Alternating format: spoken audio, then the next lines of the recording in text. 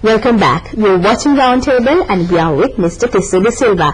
So what we basically touched on was the facts that is obvious to us after the elections. That is some sort of an election analysis. Now the thing is, most of the time when we look at the election results, we feel that majority, overwhelming vote was given to the President Mahinda Rajapaksa, and also if you look at the North and East, and then also the Nuwara Elimaskili seat, that it was mainly given to the opposition candidate, Mr. Sarath Fonseka. So Mr. Tissa De Silva's effort was also to understand these results constructively. So for that purpose, we looked at the voter who voted for the Sinhalese voter who voted for Mr. Sarath Fonseka, as to why the rural voter also who voted for Sarath Fonseka, why he or she would have done that. And his main idea was that the grassroots, the headman or the person in Pradesh Sabha,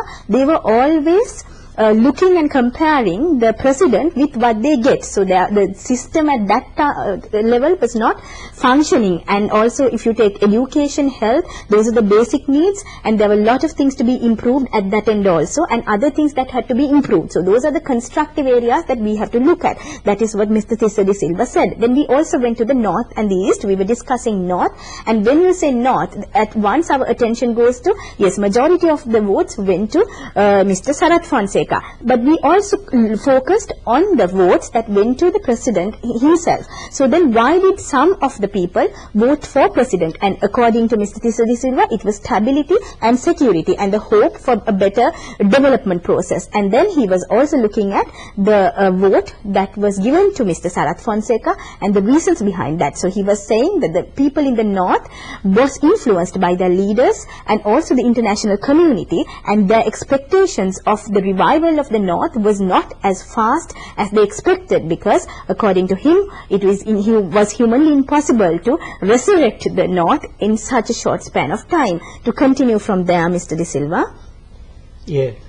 Now, when you look at the North, I have explained that why I feel that way. So we have a big job to be done in the North, where we have various external forces who are trying to plant their dream on top of these people. So we have to get to the basic roots and carry out the development with the people. That is the same programs which we have down south, geared towards the rural development, should go to the village development. Their produce should be able to come to the market easily. Their transport systems have to be improved. Now we have a good transport system down south, because I believe personally President appointed appointed member of parliament to carry it out, whom we have confidence and who could do the job.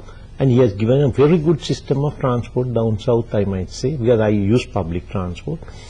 While in the north it might be lacking. The people can't go to the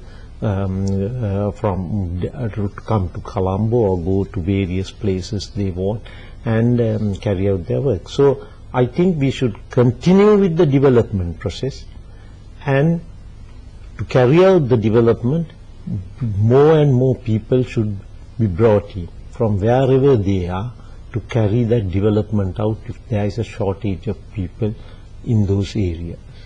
So that will in the future bring North as one of the other other parts of Sri Lanka, not as some other with the LTT wanted, a completely ethnically cleaned area.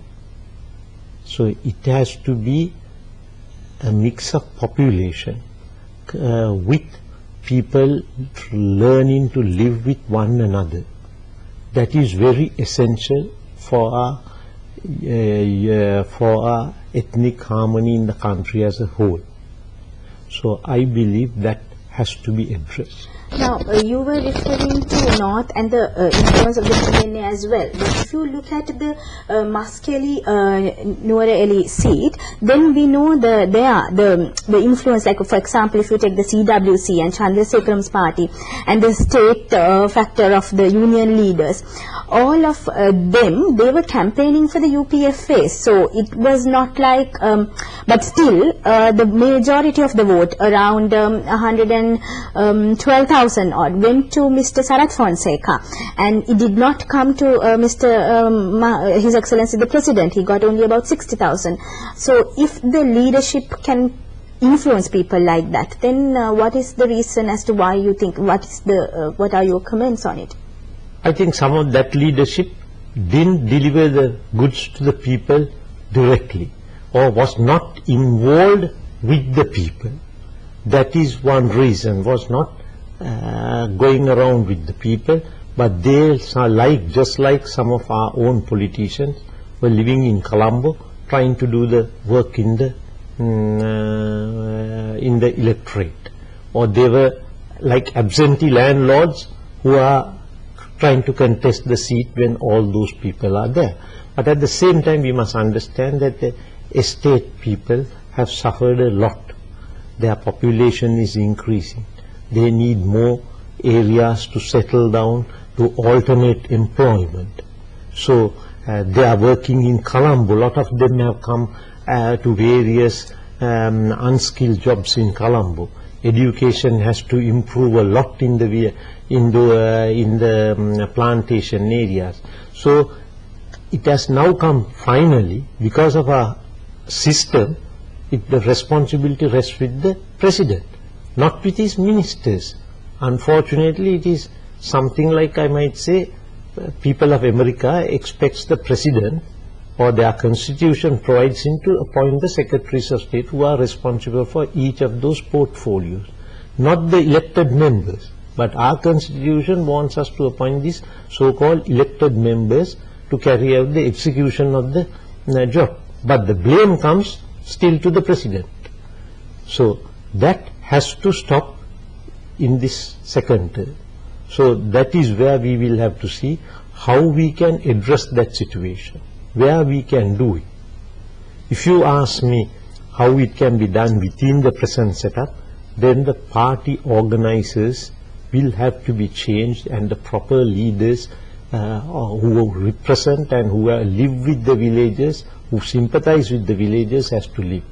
They can't live in Colombo and expect the village population, whether they are in the north or the east or the estate areas or the south, to carry out their work.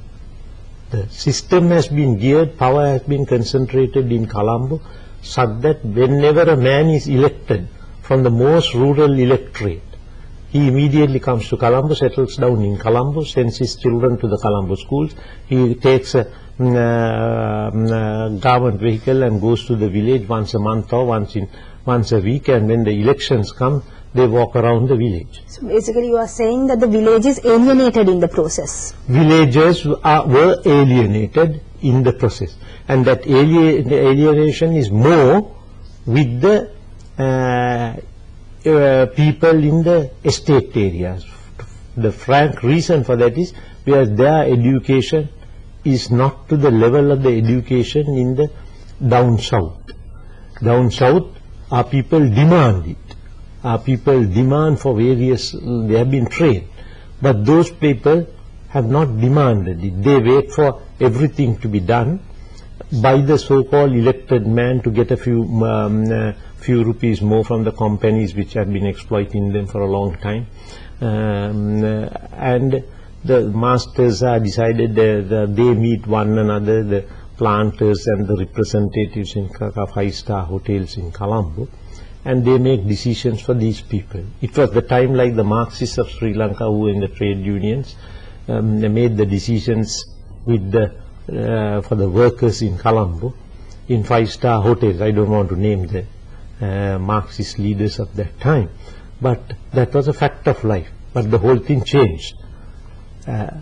So other than the constitutional reforms, does this have a lesson to us about bringing up the rural sectors and developing the rural sectors as well? Yeah, I think the one lesson the President, I hope, will do is give, even though theoretically that power is in the hands of the public service, like the district secretaries, the Pradeshia Lekam and all that type of people, when it comes to execution, the member, the Pradeshia member, the organizer, all interfere in the process.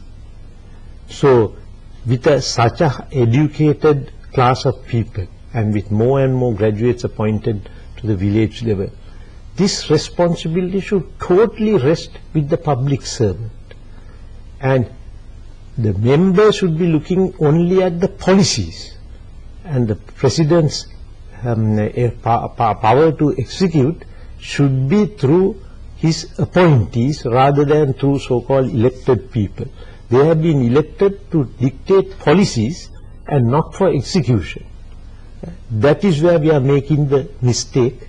Because of our constitution, we get them to carry out the execution. If you are the Minister of Education, you